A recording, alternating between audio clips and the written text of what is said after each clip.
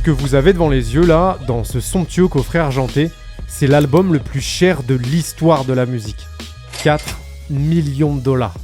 Ouais, vous avez bien entendu, il y a quelqu'un qui a lâché 4 millions de dollars pour un CD. Le truc, c'est que, vous vous en doutez, c'est pas n'importe quel CD. Non. L'histoire de cet album, c'est un film hollywoodien du début à la fin. Les artistes présents sur le projet ne savaient même pas qu'il le serait. Le mec qui a initialement acheté l'album a fini en prison. Et à l'heure actuelle, seulement quelques centaines de personnes dans le monde ont eu la chance d'écouter le projet. Mais le plus fou, c'est qu'il n'existe qu'un seul et unique exemplaire. There is no other copy, there is no digital backup. The one copy that remains in the vault in Marrakech is the only existing thing. If that goes, it all goes. Gardez bien ça en tête parce que le zinzin qui a acheté l'album, lui, ça lui est arrivé de faire tomber le CD par terre et ça lui faisait exactement le même effet que s'il avait fait tomber ses clés. Le type s'en bat les couilles, vous le constaterez par vous-même, on a affaire à un personnage. Ça n'empêche qu'il a déboursé des millions de dollars pour ce projet et encore aujourd'hui, des gens seraient prêts à claquer des sommes totalement aberrantes pour se procurer cet album. Mais alors, pourquoi dépenser autant d'argent pour un disque ? Qu'a-t-il de si particulier au point que certains iront même jusqu'à remettre en cause le fait qu'il existe vraiment ? Pour comprendre tout ça, on doit d'abord découvrir qui se cache derrière la création de ce projet. Et pour ça, on n'a pas d'autre choix. Retour en arrière.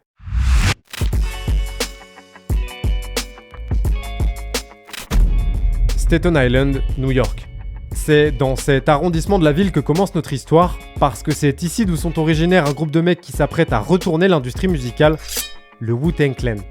Alors oui, ces gars-là, ils sont dans un délire un peu spé, puisqu'ils sont totalement matrixés par les films de kung-fu, les enseignements de l'organisation afro-américaine 5% Nation et les bandes dessinées de super-héros. Bon, après, je peux pas vraiment juger. Il y a encore quelques années, je m'asseyais en tailleur dans ma chambre en mode Maître Yoda pour essayer de ressentir la force. Bref, ça n'empêche que l'impact du Wu-Tang dans le milieu de la musique va être colossal, à tel point qu'ils sont régulièrement présentés comme un des groupes de rap les plus populaires de tous les temps. Et pour cause, entre 1992 et 2024, le Wu-Tang Clan, c'est des dizaines de millions de disques vendus à travers le monde, un nombre incalculable de certifications et un tas de morceaux légendaires qui ont marqué toute une époque. Man, you're fucking with the worst. I'll be sticking pins in your head like a fucking nurse. I'll attack. I grew up on the crime side, the New York Times side. Staying alive was no job. Cash rules everything around me. Cream, get the money. Dollar bill, yo. I bomb atomically. Socrates' philosophies and hypotheses can't define it. Fuck that. Look at all these crab niggas laid back. Lamping light and gray and black. Boom is on my man's rack. De nombreux poids lourds du rap américain, notamment Kanye West, Eminem, Drake ou Kendrick Lamar, les citent également comme influence majeure. Et c'est pas tout, parce qu'en plus de tout cramer dans la musique, le Wu-Tang Clan, ils sont présents absolument partout. Marque de vêtements, Wu-Wear. Parfum, Wu eau de toilette. Jeux vidéo, Wu-Tang Shaolin Style. Livre, The Wu-Tang Manual. Croquettes pour chiens, Wu Let the Dogs Out. Yes, ça c'est le genre de vanne qu'on coupera au montage, il faut pas que j'oublie.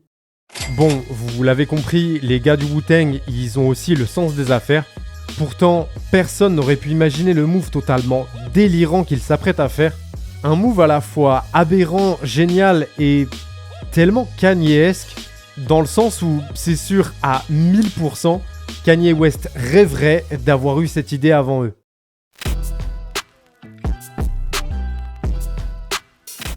Étonnamment, le mec à l'origine du coup de génie qui arrive, c'est pas un membre à part entière du Wu-Tang Clan. Non.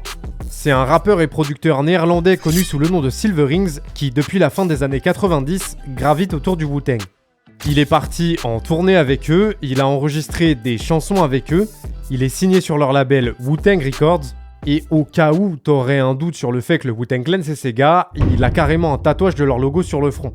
C'est faux, en vrai, il a juste un tatouage du Wu-Tang sur l'épaule, mais quand même.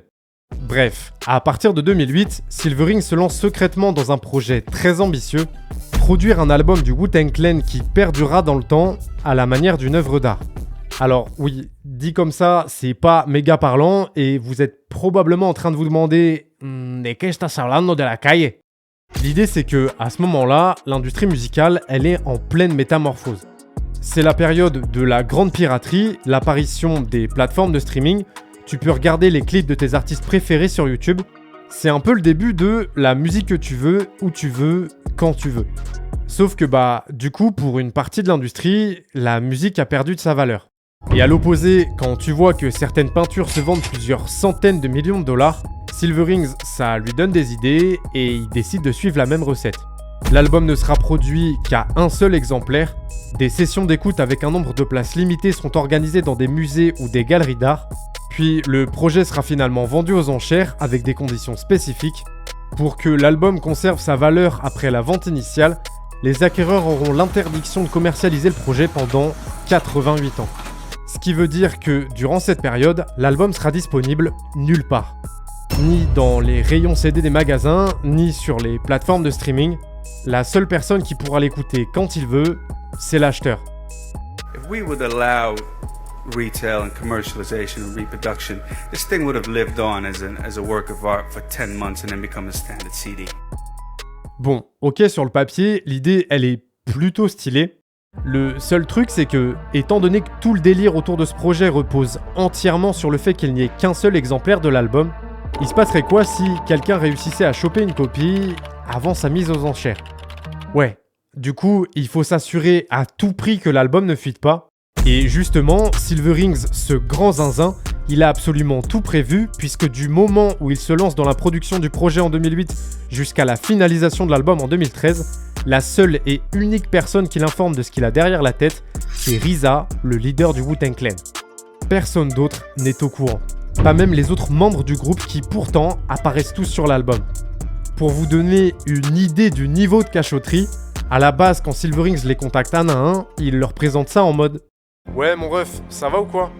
Dis-moi, je suis en train de taffer sur une sorte d'album compilation pour le Wu-Tang, un truc qui sonnerait un peu comme ce que vous faisiez à vos débuts. Redis-moi si jamais t'es chaud pour lâcher quelques couplets sur le projet. » Et c'est pas tout, parce que pendant les sessions studio avec les gars du Wu-Tang Clan, Silverings, il va même jusqu'à les faire enregistrer sur des instrumentales différentes de celles qu'on entend sur l'album pour éviter tout risque de fuite. The recordings, they had beats. Sometimes they actually had beats that had a similar sound, but wasn't the actual beat, because I just couldn't afford for it to leak, and they were never given the final copies. Donc quand le 26 mars 2014, Silverings et RZA annoncent publiquement l'album et tout le concept qui l'entoure, les autres membres du groupe, ils ont un peu le seum. Ils ont le seum parce que même si Silverings finit par leur révéler ce qu'il a en tête quelques semaines avant l'annonce, certains n'apprécient pas du tout la manière dont ça a été fait.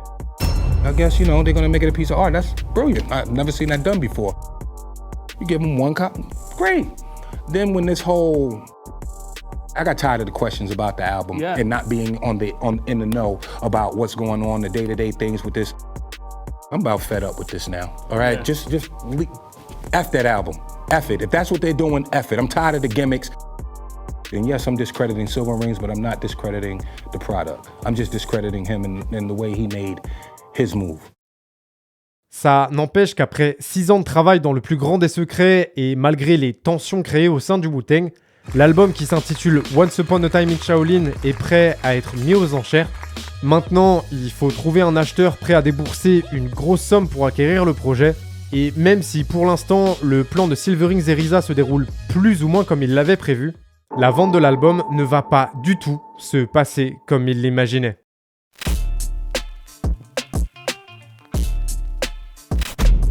Once Upon a Time in Shaolin est un album de 31 titres sur lequel on retrouve bien évidemment tous les membres du Wu-Tang Clan, mais aussi la chanteuse Cher, le rappeur Redman, l'actrice néerlandaise Carice Van Houten qui joue le rôle de la grosse folle dans Game of Thrones, et plusieurs joueurs du FC Barcelone. Ouais, malheureusement, on n'a pas d'infos plus précises à ce sujet, mais la légende raconte que le morceau avec Messi, Iniesta et Xavi, il a grave influencé les Migos. Tacos de carne asada. Tacos de carne sana. Tacos de carne sana. Carne asada. Tacos de carne alzada. Bref, durant l'année 2015, le projet est mis aux enchères et le 24 novembre, il est officiellement vendu pour 2 millions de dollars. Dans un premier temps, l'identité de l'acheteur n'est pas dévoilée, mais ça va pas empêcher de nombreuses rumeurs de circuler. On parle notamment du réalisateur Quentin Tarantino, des milliardaires Richard Branson et Ben Horowitz, Sauf qu'à peine 2 semaines plus tard, le nom de l'acquéreur est finalement révélé publiquement et il se trouve que ce mec-là, il a déjà une petite notoriété puisque depuis quelques mois, il est présenté dans les médias comme l'homme le plus détesté de la planète. Alors non, c'est ni Materazzi, ni Emiliano Martinez, ni Suarez. Il s'agit de Martin Shkreli, un homme d'affaires américain qui a fait fortune dans l'industrie pharmaceutique. I invoke my Fifth Amendment privilege against self-incrimination and respectfully decline to answer your question. Pourquoi les gens le détestent ? La raison, elle est assez simple. Avec son entreprise, il a pour habitude d'acheter les droits de médicaments utilisés contre des maladies rares, puis d'augmenter leur prix de manière aberrante. Pour vous donner un exemple concret, en août 2015, ils acquièrent le Daraprim, un traitement anti-infectieux souvent prescrit aux patients atteints du sida. Et moins d'un mois plus tard, du jour au lendemain, le prix de ce médicament passe de $13,50 à $750 le comprimé. Voilà, autant vous dire que dans la foulée, Shkreli, il va se prendre une sauce intergalactique. Cette histoire fait le tour du monde. Il va même réussir à mettre d'accord Hillary Clinton et Donald Trump qui sont alors en pleine campagne présidentielle. There's no excuse from going from $13.50 to $750 for one pill. Where this young guy raised the price to a level that's absolutely ridiculous and he looks like a spoiled brat to me. Du coup, quand le public découvre que c'est Martin Shkreli qui a acheté Once Upon a Time in Shaolin, ça passe plutôt moyen. Et RZA se retrouve à devoir donner des explications dans plusieurs interviews où il affirme que la vente de l'album serait en réalité actée depuis mai 2015, donc bien avant le scandale du Daraprim. En plus de ça, suite à la polémique, Silver Rings et lui décident de reverser une part importante de l'argent de la vente du projet à des associations. Mais ça n'empêche qu'au sein du Wu-Tang, certains membres vont partir en guerre contre Shkreli, en particulier Ghostface Killah, qui, dès qu'il en a l'occasion, dénonce publiquement ses agissements. Bien évidemment, Martin Shkreli, lui, il va tout faire pour apaiser la situation. Et quand on lui demande en interview ce qu'il pense de Ghostface, il est ultra respectueux. If he were here right now, I'd smack him right. No, you wouldn't. Absolutely. All I'm he saying beat is you up. Would you're- that be justified on his part, though? He can try, man. Would you call the police on him if he beat you up? Hell no. Hell no. Camera again. I would never call the police. It's open season. Come at me. It doesn't matter. Papa Wu. Season, and in fact, I think there's a saying y'all familiar with. It's called "I wish you would." Bon, visiblement ce fou, il kiffe bien son rôle de grand méchant. Le truc c'est que, en parallèle de tout ça, Shkreli, il a d'autres gens sur ses côtes, et c'est pas n'importe qui. C'est le FBI. Le 17 décembre 2015, Martin Shkreli est arrêté par des agents fédéraux et inculpé pour escroquerie. Résumé simplement, il est accusé d'avoir mis en place un système de Ponzi dans ses entreprises en remboursant ses dettes auprès d'anciens investisseurs grâce à l'argent récupéré auprès de nouveaux investisseurs. Dès le lendemain de son arrestation, il est libéré après avoir versé une caution de $5 millions. Mais le 9 mars 2018, il est finalement condamné à 7 ans de prison, $75 000 d'amende et la saisie par les autorités américaines de $7,4 millions. Martin Shkreli burst into tears today as a federal judge sentenced him to 7 years in prison for securities fraud. The 34-year-old says he made many mistakes and apologized to investors he defrauded. Sauf que, comme Shkreli ne dispose pas de cette somme, plusieurs de ses biens sont saisis et vous voyez probablement où je veux en venir. Once Upon a Time in Shaolin fait partie du lot. Ce qui veut dire que le projet est désormais entre les mains du gouvernement américain. Et même si j'espère de tout cœur qu'ils se sont fait un gros kiff en l'écoutant à fond dans leur bureau, d'après certains, l'album semble destiné à prendre la poussière dans une salle sécurisée du département de la justice des États-Unis. À moins que quelqu'un n'ait pour ambition de libérer Once Upon a Time in Shaolin.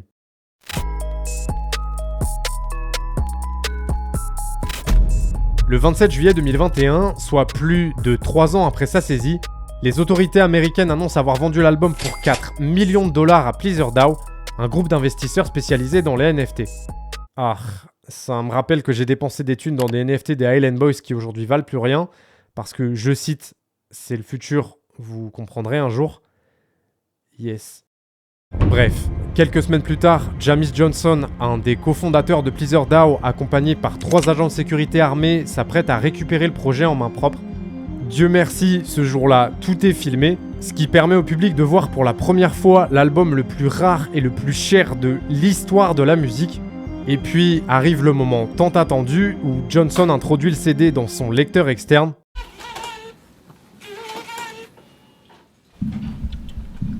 Hear that?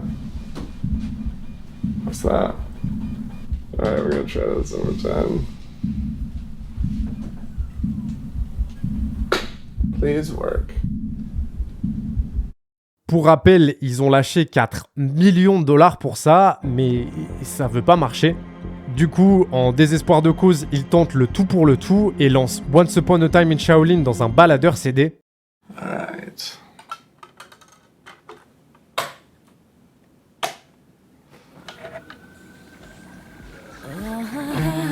Yes.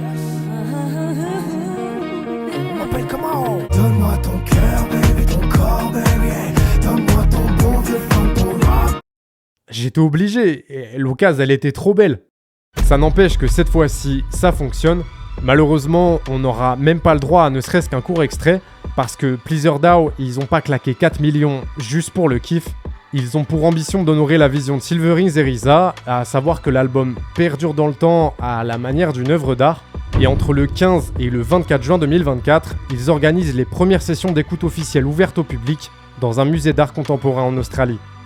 I thought I'd be dead before it was public release, so the fact it's here, yeah. I'm trying not to go in with expectations, but I'm very excited.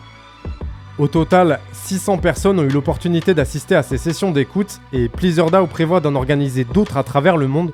Il y a juste un truc qu'ils n'ont pas forcément anticipé, c'est que depuis mai 2022, Martin Shkreli est à nouveau un homme libre et comme visiblement il n'y a rien sur Terre qui le fait plus kiffer que de troller, il lance régulièrement des lives dans lesquels il se vante d'avoir gardé des copies du projet et où il diffuse même parfois des extraits de l'album.